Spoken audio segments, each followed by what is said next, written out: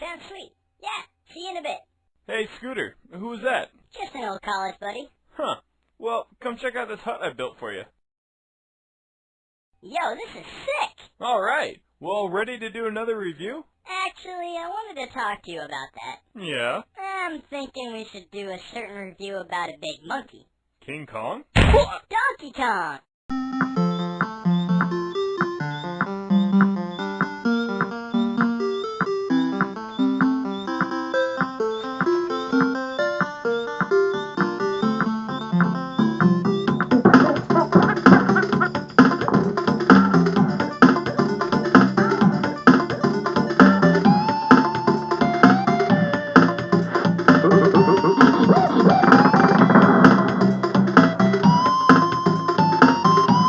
Well, I guess I'm going to be reviewing Donkey Kong Country for the Super Nintendo. Now, Donkey Kong is just a genius. I mean, back in his prime when he was a side-scrolling banana lover. But when he made his transition to the N64, that's when he kind of fell flat. I really had no intention of playing any of his new games, because they really don't look all that interesting. But maybe I'm just hating on them, because I didn't really like the N64 game. On the other hand, I will never forget how much fun it was to play Donkey Kong on the Super Nintendo. It's extremely fun, addictive, and you get to be competitive with your friends. I mean, come on, it's a monkey with a tie, and a little monkey with a hat.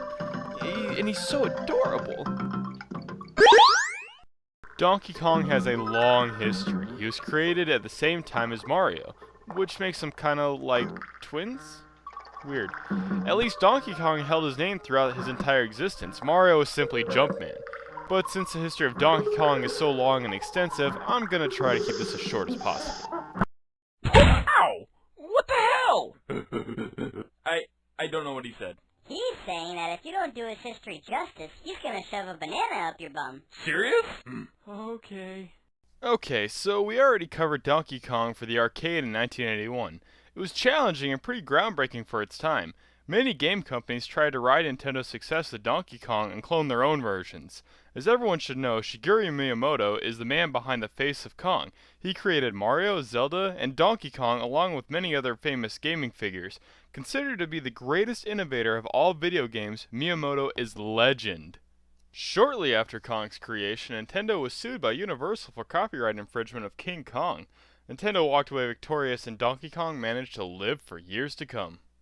Donkey Kong was followed by many other games, and Donkey Kong himself has become a very iconic image for Nintendo.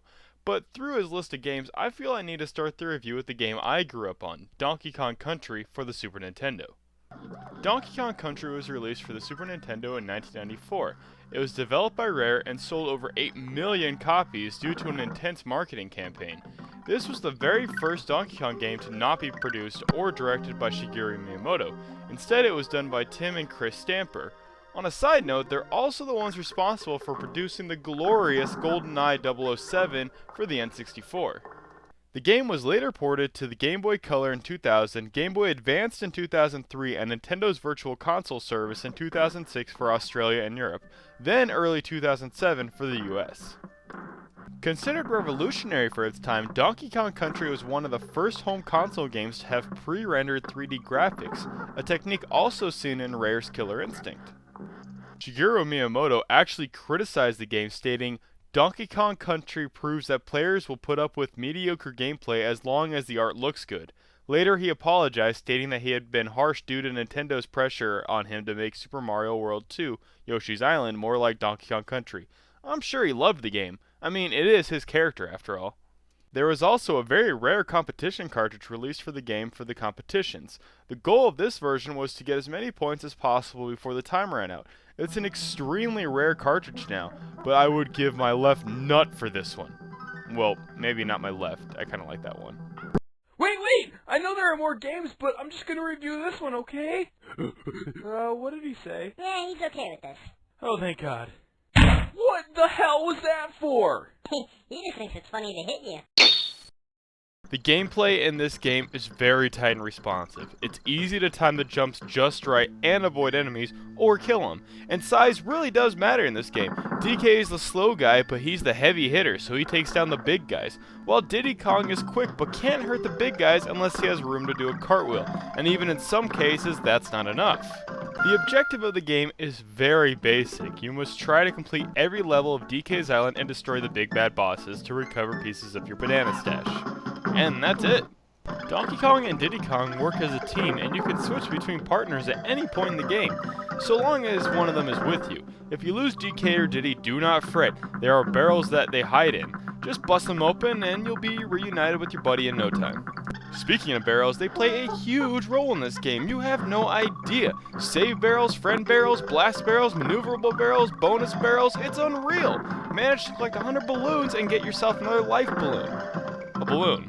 A freaking life balloon. Yeah, it's that awesome.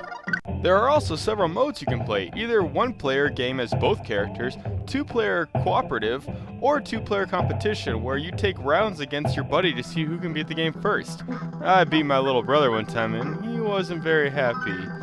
Yeah, prepare to lose friends. But if monkeys with ties and little monkeys with hats aren't your style, there are unlockable animals to either ride or play as in bonus levels. A sweet-looking rhino, a dominating ostrich with some sweet suede, a frog with bouncy personality, and a sharp-witted swordfish. Yeah, I went there. Find 3 emblems of the same animal and jump to their bonus level, or simply come across them in the level and jump on their back and ride on. Speaking of collecting items, if you collect all Kong letters, you get yourself a wicked extra life. I mean balloon. An extra balloon. Yeah. For you guys out there with animal fetishes, there's Candy Kong. She is your safe spot, so when you're ready to turn off the SNES, just go find her. Grandpa Kong is wisecracking and tells you whatever the hell he wants. I guess he's supposed to give hints and whatever, but he mostly tells you he would romp all over your ass back in the day. Funky Kong also makes his first appearance as your airline pilot. Jump into his flying barrel and warp to any of the previous levels that you have completed. The storyline is so basic that I don't think there's any way to drag it on for more than 30 seconds.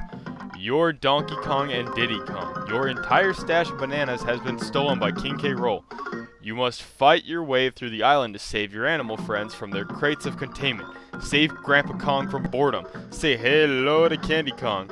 Fly with the Funky Kong and ultimately defeat the Big Bad King and save your island. And that's it. See? Told you there wasn't much to the storyline. Okay, time for the final review. Good luck. So, this game is a glorious classic, no arguing that, but never really had a strong impact as some of the other games I played. It's fun, and it actually got me hooked up with a girl from school. Believe it or not, she was really into DK, but that's another story.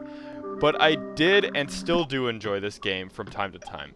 Eventually you do hit a groove while playing it and manage to smoke through the entire game in less than a day. So with that in mind, the game is kinda short. But it's really close, but I do have to give it a 4.5 out of 5. 4.6, 4.7, 4.8. Okay, fine. 5, I give it a 5. 4.5. Oh God. I forgot to tell you, DK doesn't plan on leaving until you review all the games he's in and all the spin-offs. What?